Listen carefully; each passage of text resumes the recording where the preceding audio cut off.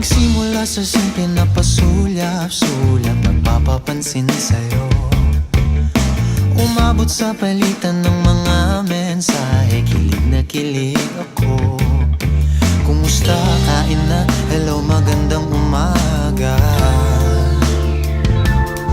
Ingat ka, pahinga, huwag kang masyadong magpupuyat pa.